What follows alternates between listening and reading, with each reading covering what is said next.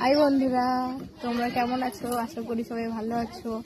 আমরা অনেক ভালো আছি। তো আমরা বিকালবেলা